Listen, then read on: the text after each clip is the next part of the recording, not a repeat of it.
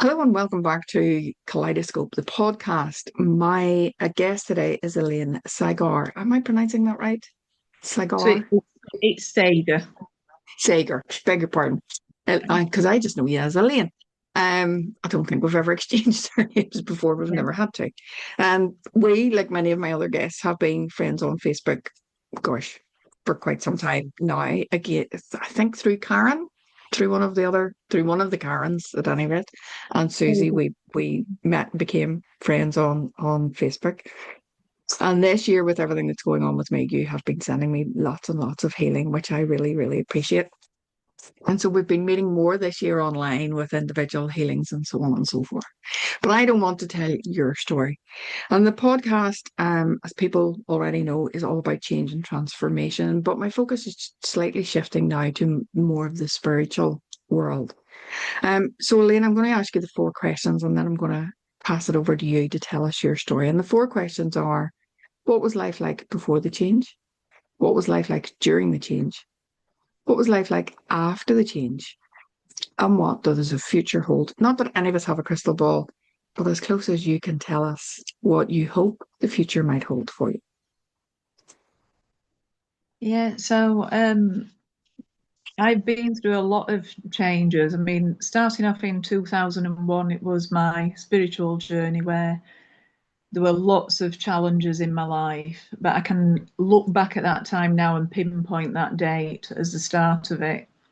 And I did take an interest in angels, and that was through an Indian head massage course that I was doing.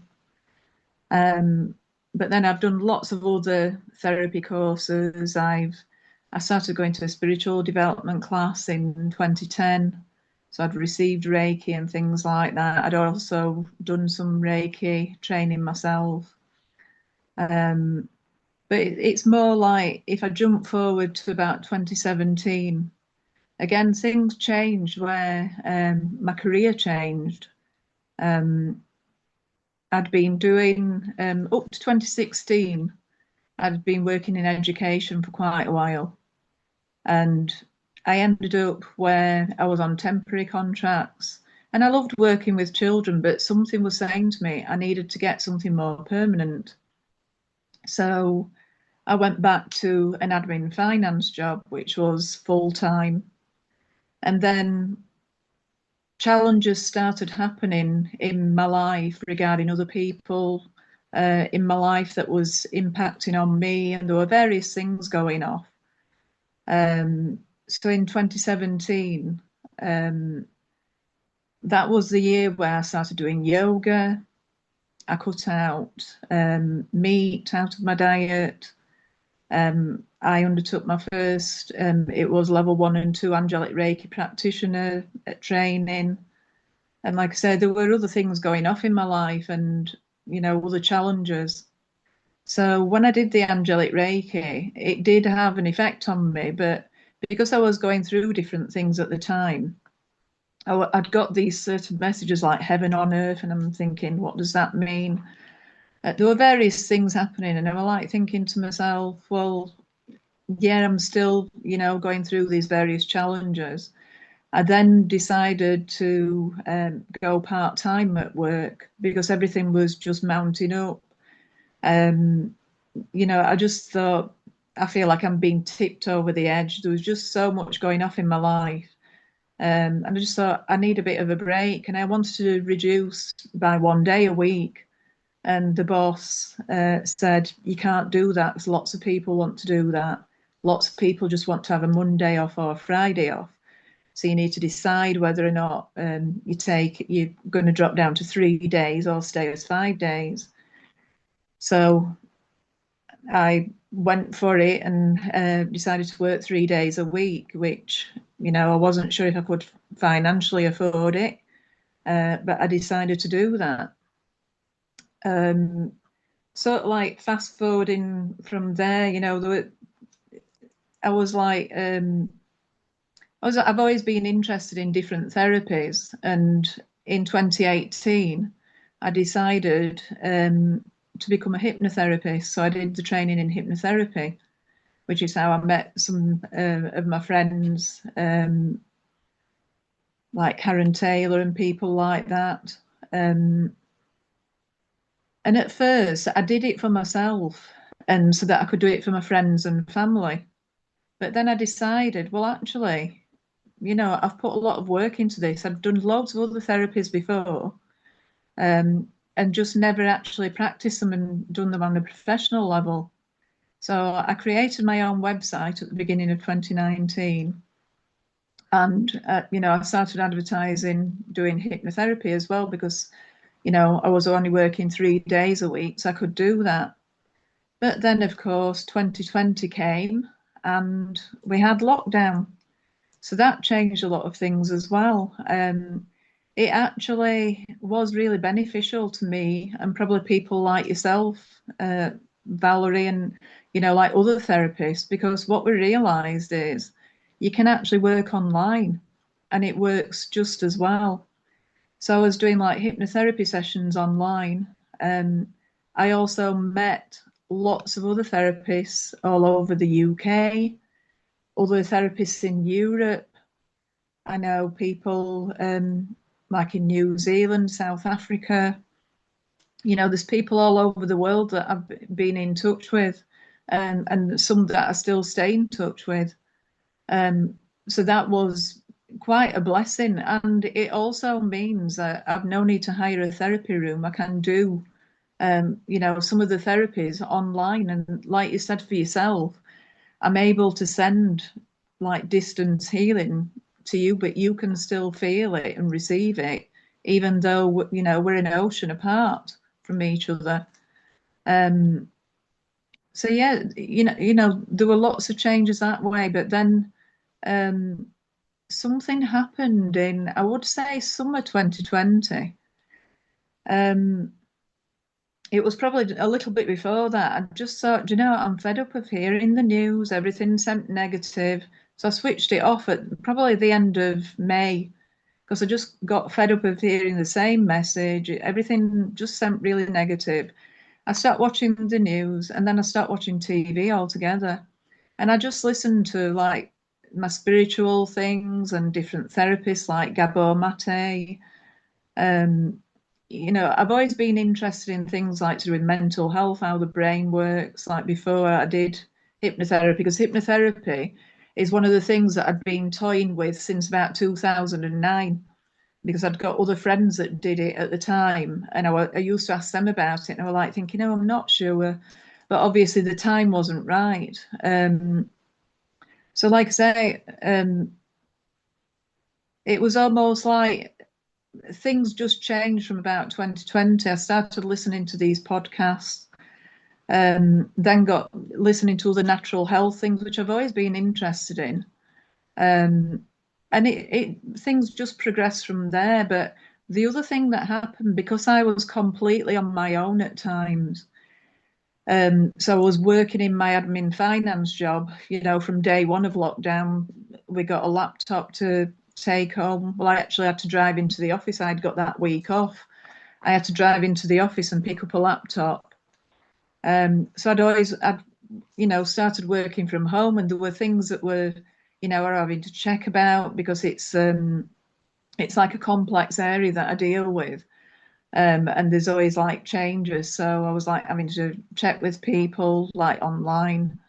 But like I say, I was working from home anyway, but it was almost like because I was listening to these podcasts, something changed within me. And because I was on my own, and I wasn't in a bubble with anybody, as they called it in the UK,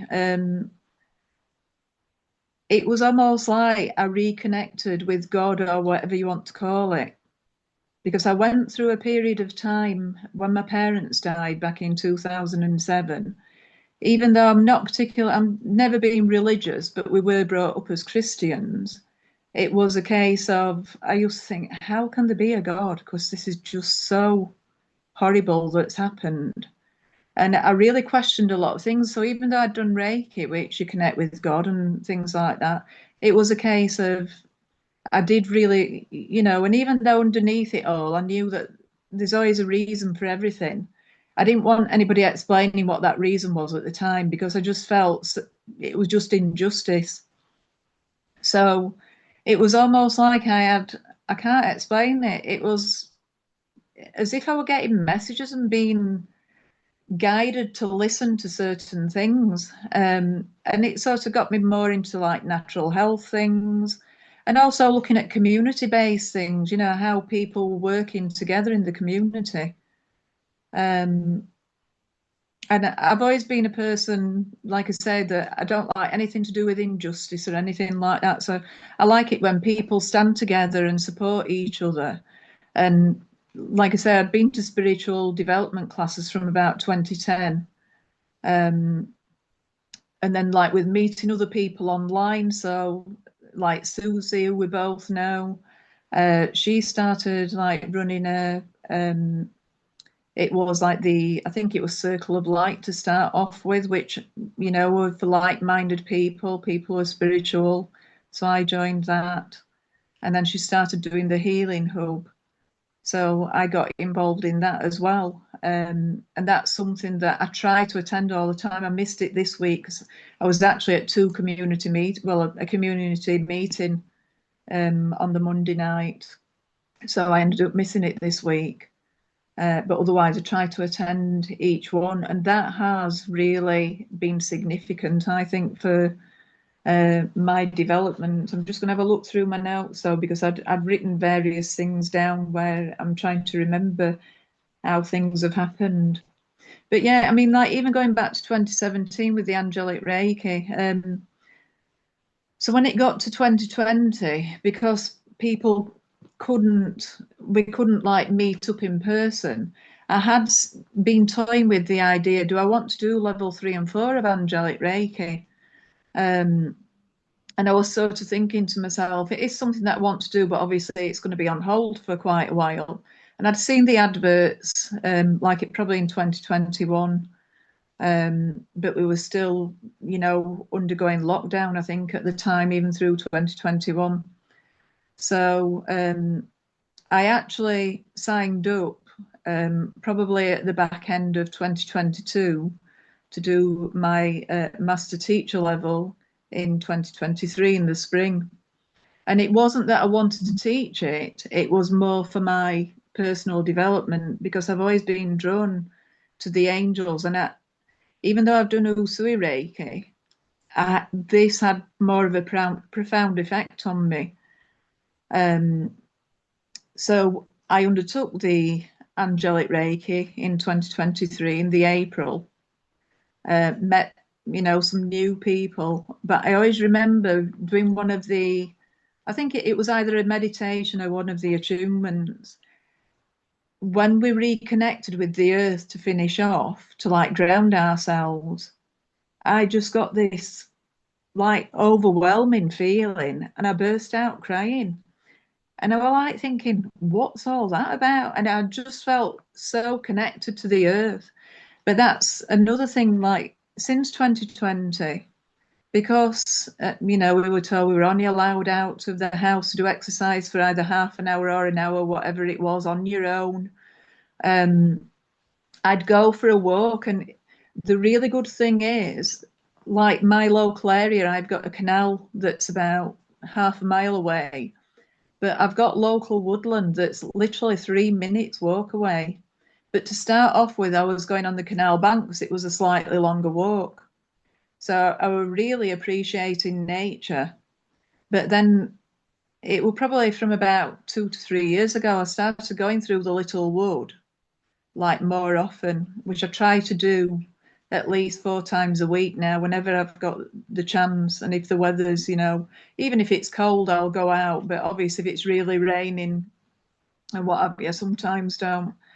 But it's like I felt such a strong connection with the trees and with nature.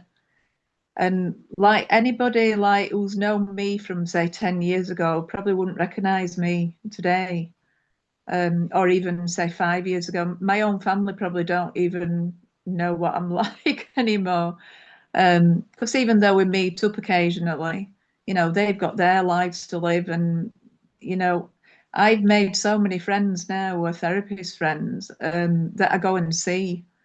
So even though we know a lot of us know each other online, I've met other people online that are now friends that live, say, about 15 miles away that are spiritually minded as well.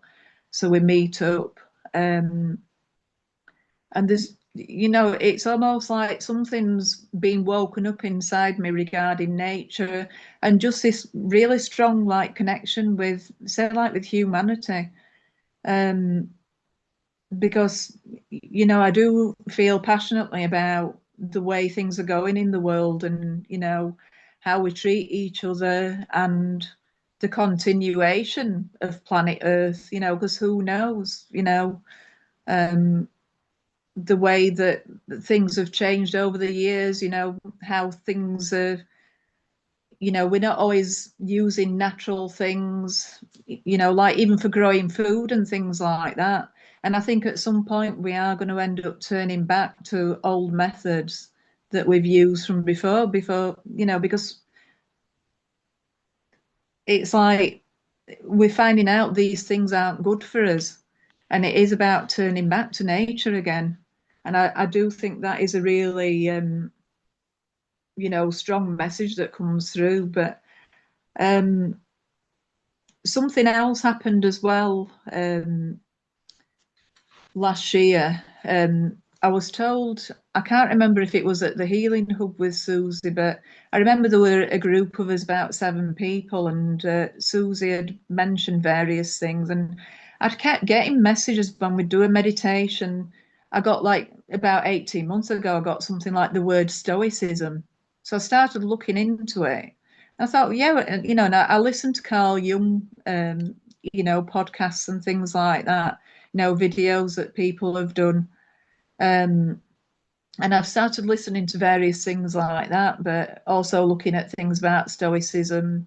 And then I'd get things like in these meditations, even about 6 months ago, I think I got something like there is strength in solitude.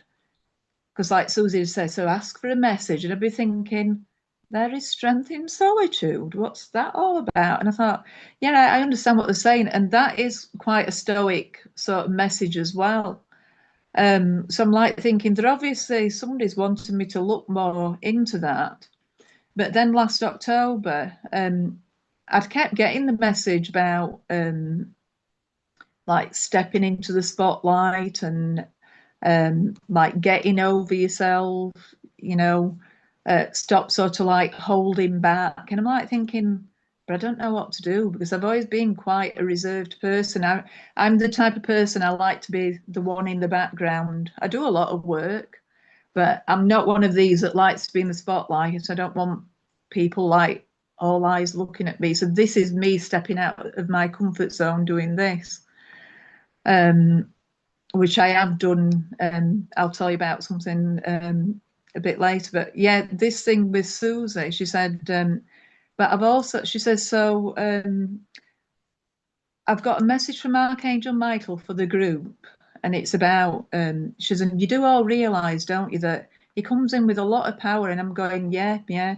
And, you need to step outside of your comfort zone and, step into your power and all this. And I'm like thinking, yeah, I've had these messages before, like for the past probably 2 years, but I don't know how I'm going to do that. So anyway, she said to me, and I've also got a message for you, Elaine. She says, but as you're coming to meet me tomorrow, which was the first time I was actually meeting her in person last October, she said, he's saying to me, wants you to do some angelic Reiki for me.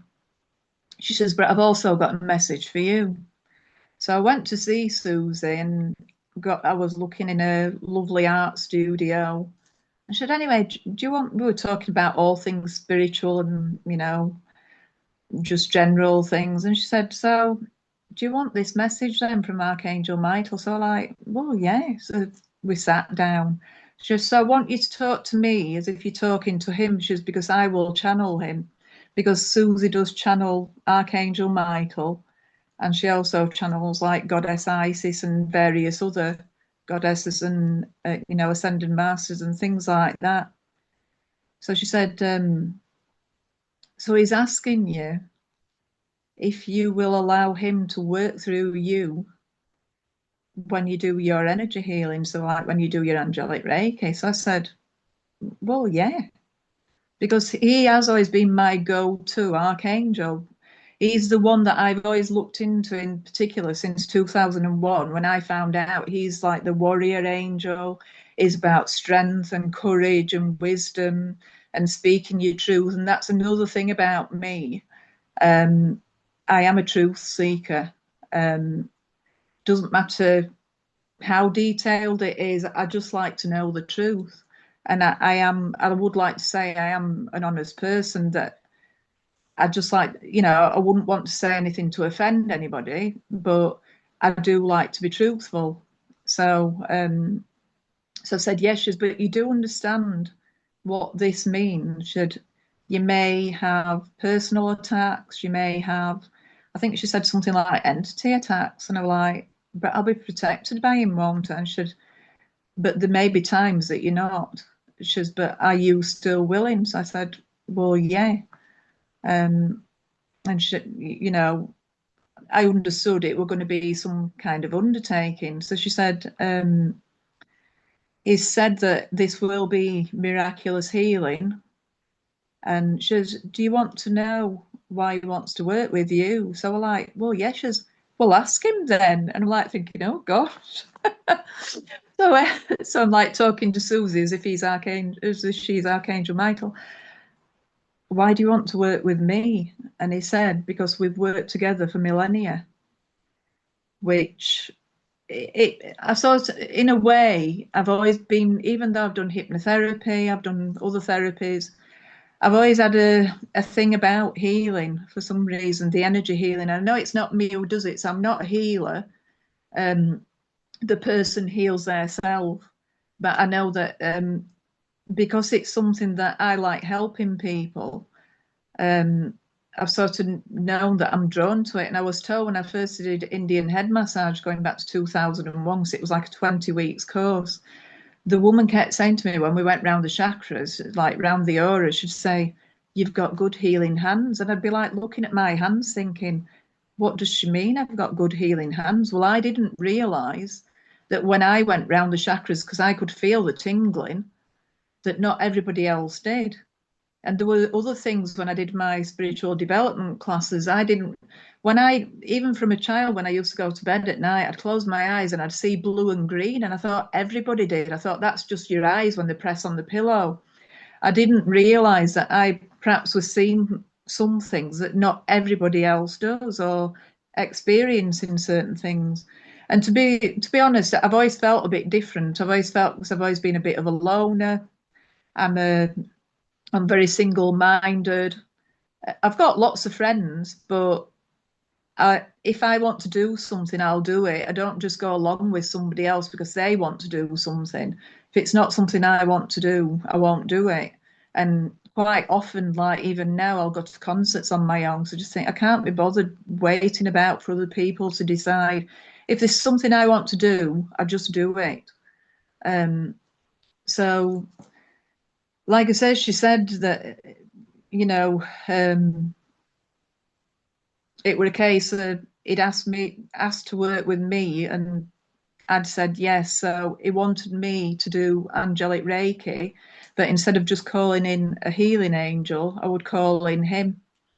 So that's what I do now. I ask him where I'd normally ask the healing angel just to merge its energies with me, and then the client or the group, I ask him, and I can tell when he comes through usually because I get like a sort of jolting feeling. Like it sometimes makes me move.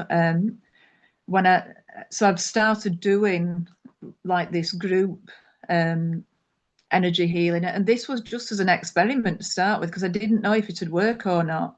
Because when I do angelic Reiki normally, if I do it in person, I'm touching just one person's shoulders, or I can hover over the chakras, like over the heart and their solar plexus.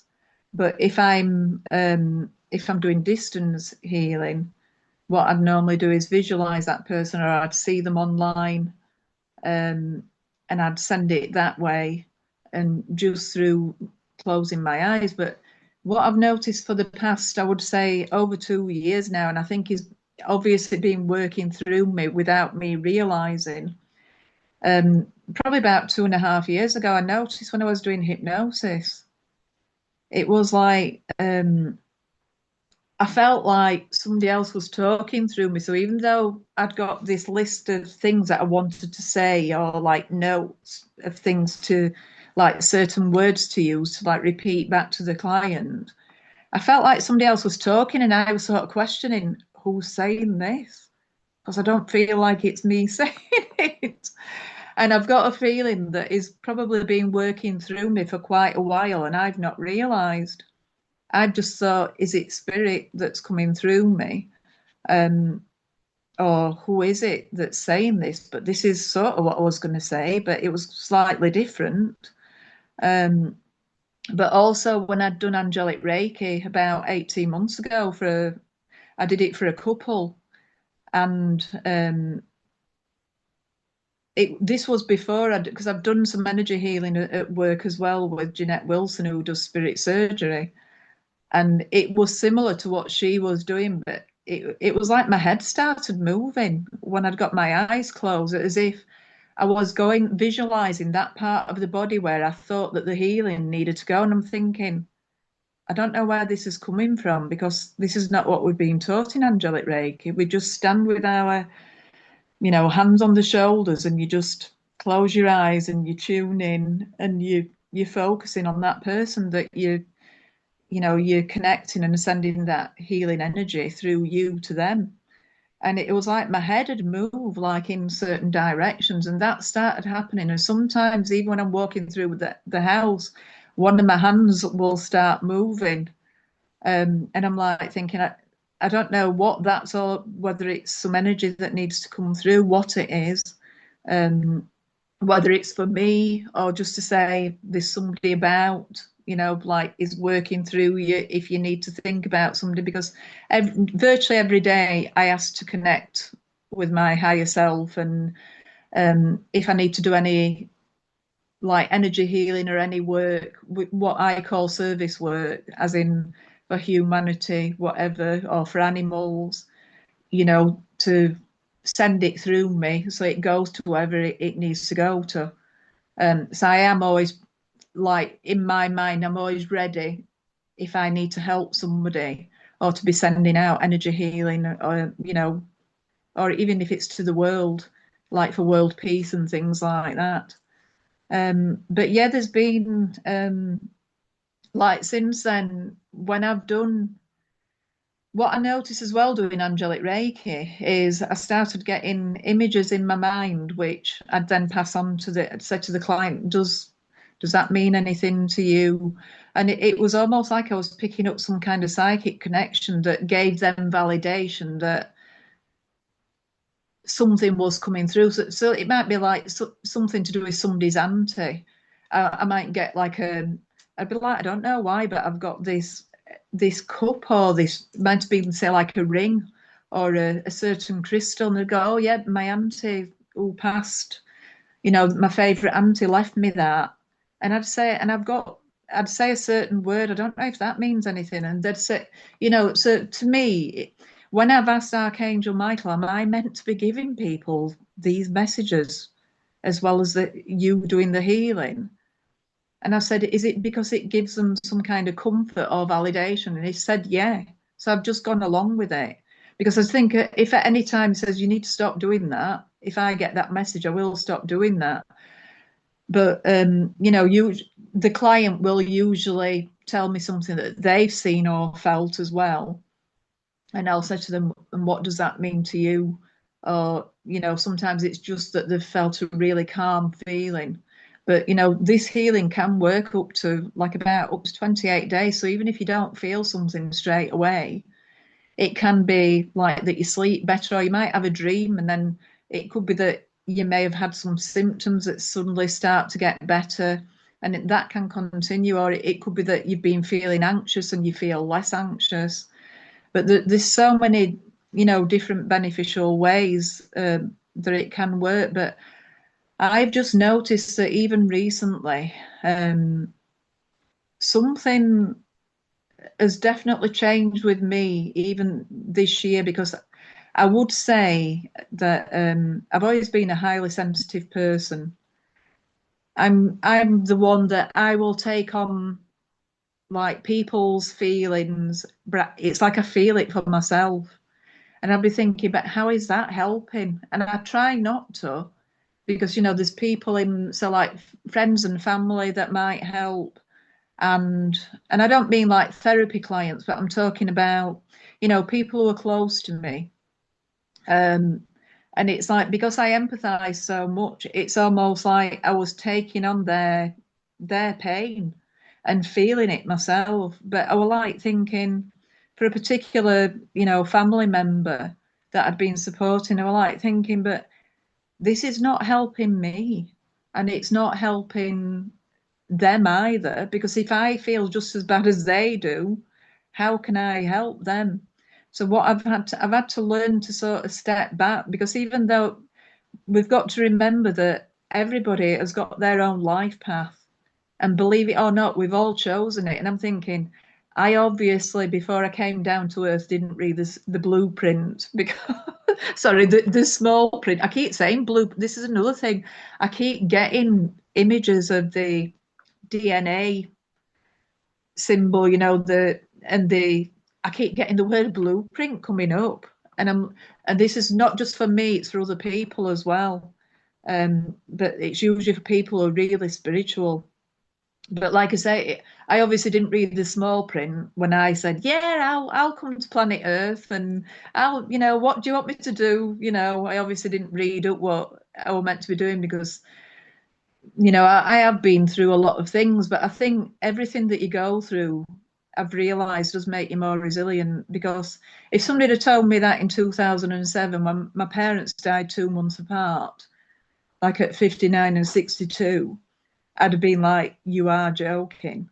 It's, why on earth has this happened? Like I say, I was questioning everything. Why has this happened to me? Um, but I think that has, obviously, everything does happen for a reason. And I do think things like that, whenever something, challenging happens, you have to remember, but I got through it. So no matter how bad it feels at the time, you've got through it, and you're here to, if there's any more experiences, you can put that experience with it and say, look, I got through that. I can get through anything. Um, so like even recently, I had a pet die in really awful circumstances, something that's never happened before. And I didn't realize how connected to me she was. And I only found out that from, like a spiritual friend, about somebody was that morning when she was passing, they were asking her like to go to the light to go home, and she was communicating with them saying, "But I am home, I'm with my mum." And I'm like thinking, oh no, she wants to stay with me.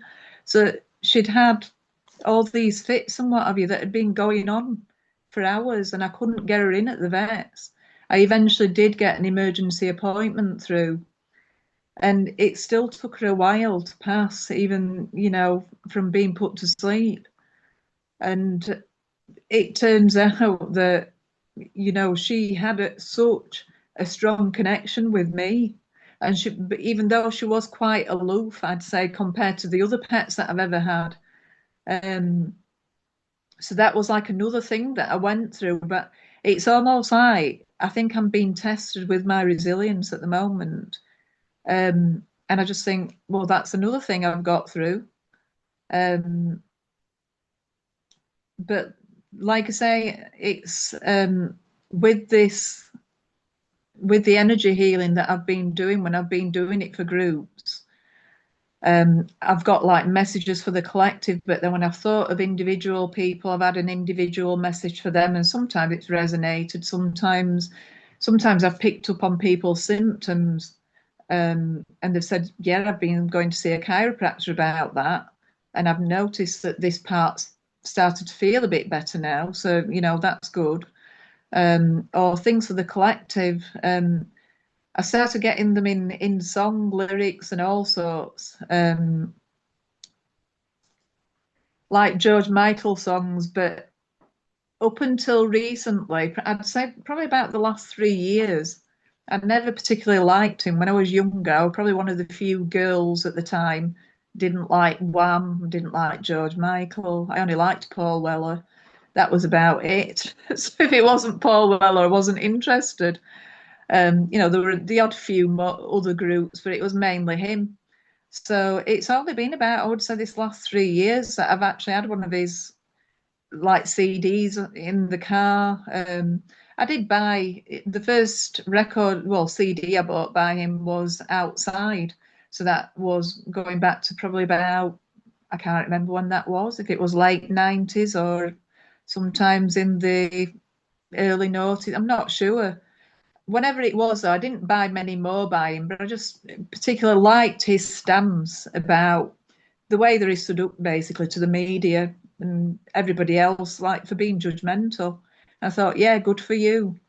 But it's almost like what I've realised this past, it's probably since about 2000, by listening to somebody who had she has like a podcast about, she calls them the Heart Squad, and it's people that have passed, like usually famous people that have passed us, that have been really heart-led people.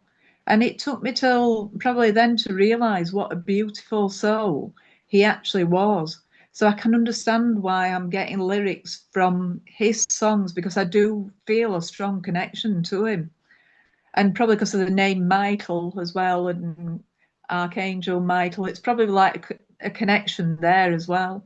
But the lyric, yeah, I sometimes just get a phrase or a word, but I've actually got him himself now telling me a word as well. I'm like thinking, oh my gosh, am I actually connecting with him now? It's actually him who says the word to me rather than it just being a word that crops up.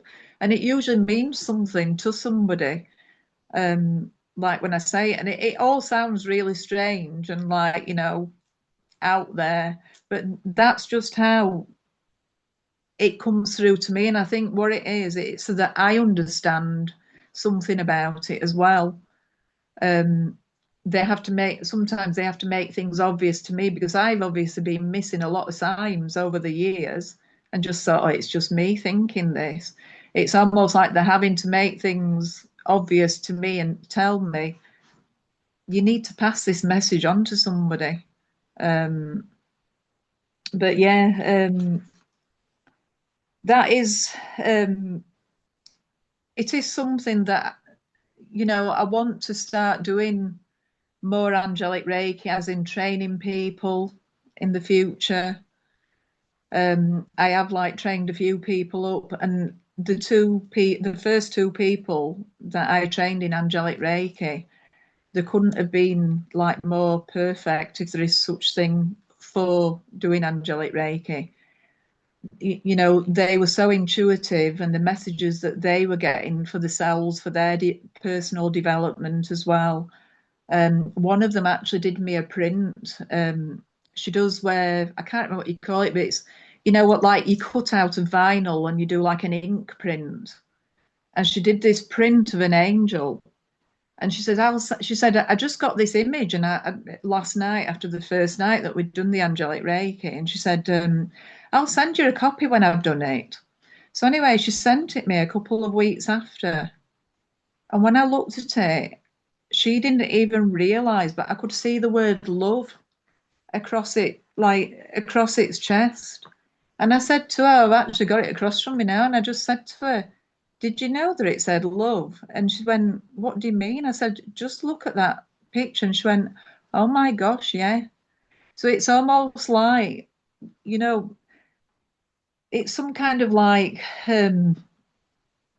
spiritual thing going off, like some kind of like awakening thing. It's like people are doing things without even realizing. And when she saw that, she said, I can't believe that. She said, that's just the way I've cut this vinyl out and how it's printed out. But it actually, it's got these like curly bits, but it actually says love in it. And so I've got that in a frame, because it is such, a lovely print that she's done. And obviously it's an angel, which I love as well. But But yeah, I mean, like over the years, I've done same as you, the PTSD hypnosis as well, which has had, like a profound effect on me, because that again has made me listen to things like Gabor Mate and more about trauma and things, and everything sort of resonates, and it's sort of like it makes me go through my like backstory and realize why family members acted in a certain way, why I'm like I am, why certain family members and friends are like they are. And like I say, even though I am an empath, I've realized by especially listening to this Carl Jung stuff recently, there's a second version. It's what that he calls something like empath 2, this second version. It's where you're still an empath, and a lot of empaths apparently it's because you've been through trauma.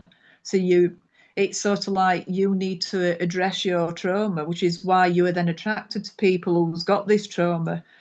But this second part is where instead of taking it on, you realize that you are separate from that, and that you can still empathize with that person, and you understand why they're like they are and why they're acting in this way and why they're feeling this trauma or whatever it is. They've got these issues, but you don't take it on yourself. You just hold space for them. And one of the things that I've kept saying recently to myself over and over is I'm only responsible for myself. And while I'd got my pet, I was responsible for her, but I'm not responsible for anybody else. So even other people who I've acted in a caring capacity towards, people like who's like family members who I've supported before and things like that, I've had to sort of like take a step back and like think, even though they're going through a bad time, they're responsible for the way they're acting. I've done what I can to support them. If they're not willing to listen or take on what I'm saying, I've got to sort of protect myself and like sort of stand back from it and realize this is their path. And for whatever reason, they have chosen a really difficult path. But that's not my path to walk. That's their path. And I can only be there in the background to support them if they ask for it. But, by me taking on their issues, it's not helping me either. And what I've noticed recently as well, I didn't have a brilliant relationship with my dad when I was younger. I mean, my dad was the eldest of 5 boys. I was the third girl. Apparently, I was born at home, and apparently, when I was born, my dad were getting up for work, and my mum said, he went, "Oh, another girl." And it does make me laugh to myself, because I sort of think to myself, poor thing, eldest of 5 boys, and he ends up with 3 girls to start off with. He then got a son later on, but we weren't close when I was younger, and I think it was because he didn't know how to like interact with us the same as like my mum did. So he comes through to me a lot now that he's in the spirit world. So I can go to an open circle, and I'm usually the first one, even if it's one that I've not been to for years. I usually get a message straight off, and I know it's my dad. And he'll say to me how proud of me he is, and for like supporting other people and what have you. But he said, but you need to get on with your life now. This is time for you to like do what you want to do, for you to be happy. So I know that, like with going to Susie's Healing Hub, that has, and this thing she's told me about Archangel Michael's obviously made a difference to me, but that's been gradual. But like even this past, I would say 2 or 3 months, I feel like there's been a massive shift where I've sort of pushed myself out of my comfort zone. I did a women's only wellness event. I I did something to do. It was something that I used to do when I worked at the study centre, which was I used to be a relaxed kids. I'm a relaxed kids trained coach, which is also it's techniques that you use for adults as well as children. but it also meant it gave adults the permission to access their inner child again as well, and do things that are uplifting but also really helpful for, like, if you're feeling overwhelmed or anxious, for motivation and confidence, things like that. And it was good for me to be able to teach again, because it was almost like I felt like I'd lost a lot of that with because of the job that I'm doing at the moment. I'm not doing that anymore. So I felt like, it brought some confidence back out of me, and it made me realize, yeah, I can do this. But also, um, for the last part, I did an Archangel Michael. It was a code cutting meditation, which it turned out to be a really sunny day, so we all got really badly sunburnt. It wasn't intentional. It was meant to be 21 degrees. It had been raining that morning and windy. I was like a lobster the day after. People were like, "Oh, you shouldn't have wore your sunglasses." Well, I didn't wear sunglasses. I just had my normal glasses on, but I was just burnt really badly, which made me laugh. But that was something that I just did. At first, I'm thinking, shall I do it or shan't? And I thought, I will. I'll do it. To put my name forward to do this thing. I went up on my own with my tent. So I started putting my tent up on my own. Never been camping on my own before, but I just did it and I absolutely loved it. It was an amazing week and I met so many like-minded women. I went to other people's events, met so many lovely people, chatted with people, got people to come to my the two events that I was doing, that I was facilitating. And I've made some good connections through that as well. So, um, but yeah, I just feel like things have sort of progressed, and I feel more confident in myself and my abilities. Because I think at one point, I think it was when I changed jobs from education to this job, because it was something new that I was doing, this admin finance job.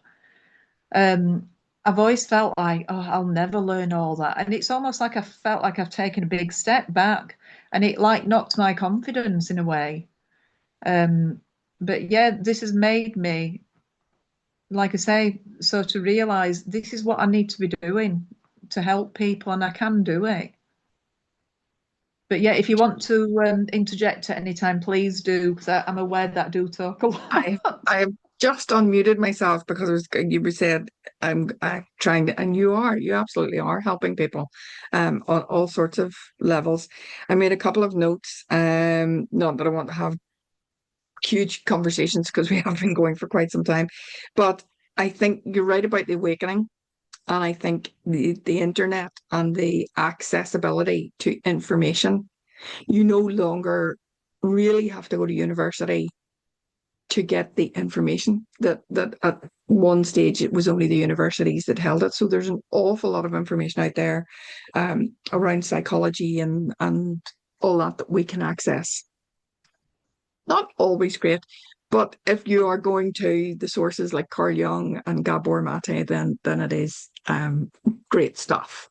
There's others I would maybe question some of the information they're giving out, but also the stuff about getting back to nature and the chemicals and things. I don't think people really have understood, because we think there's this protection that people can't sell us things that are bad for us. Well, that's not really true. What they can't do is tell us lies in the advertising. So they're very, very clever about how they do it. But I think now there is so much information out there. Quite right. People are going back to vinegar and baking powder and baking soda and so on and so forth, rather than some of the cleaning. And I know there's a whole thing about the rise of AI and so on and so forth, but I still think having the information out there that more people can access to actually question their beliefs and go and look. So today we're recording this. This won't go out until mid-September, but we're recording it on the 8th of the 8th, which is the Lionsgate, which is all about the Earth, the Sirius star on the Orion's belt in the sun sign of Leo being in alignment. It's not. It's actually not. But the reason the Lionsgate work is because so many people believe in it. and you're writing the intention of the belief of people. And that's the power of the internet, because Lionsgate in itself was only really invented in about 1980s. Some random person came up with it. Um, so it's there's that balance of doing your research and making sure the stuff you're believing in is correct, in that it's correct for you. Yeah. Because I can't tell people, if people really, really believe in the Lionsgate, more part of their elbow, particularly if it works for them. That's fantastic. I love that, because they're choosing to believe in the power of the Lionsgate, whether it's a real thing or not. Um, Archangel Michael, but you did say about it was because you were mentioning sort of justice, and he's a warrior angel and so on and so forth. But the thing, and then you said about protection, is he also has the shield of protection. And so Yeah. I very much, whenever I was having my breakdown and stuff, would have seen Archangel Michael coming behind me and putting the shield in front of me to protect me from all this stuff that was going on externally. That felt very stressful to me, because I didn't realize at that stage that I actually had control over all of this stuff. Archangel Michael has been a healing angel as well. I don't know if you've ever read Lorna Burns' Angels in My Hair. Yeah. It's a while back though. There's a prayer in the back of it, and it came to her from Archangel Michael. Archangel Michael gave her this healing prayer. So he has always been involved in healing, even though he's a warrior angel and so on and so forth, and Yeah. protection angel and stuff. He's always been doing healing as well, because he's the one that gave the message to Lorna. The resilience stuff, but then you went on to mention, I was going to ask you, what tools do you use? But obviously you use hypnotherapy, you use walking out in nature.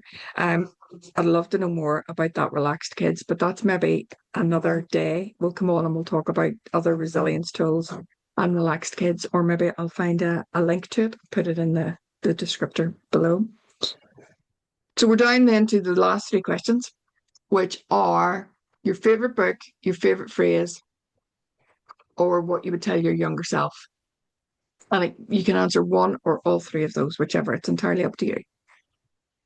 Well, for favorite book, I have got absolutely loads of books, some still to read, but the one that sticks in my mind is The Lovely Bones by Alice Sebold, which, well, it's between that and the Celestine Prophecies, which are on a similar sort of thing in a way, because even though, you know, the first one is, I don't know if you know about it, but it's basically, it sounds awful, but it's a girl that was murdered by somebody, but she's viewing from heaven how everybody's interacting, like the family, the person that actually murdered her, and things like that, how things are happening down on earth.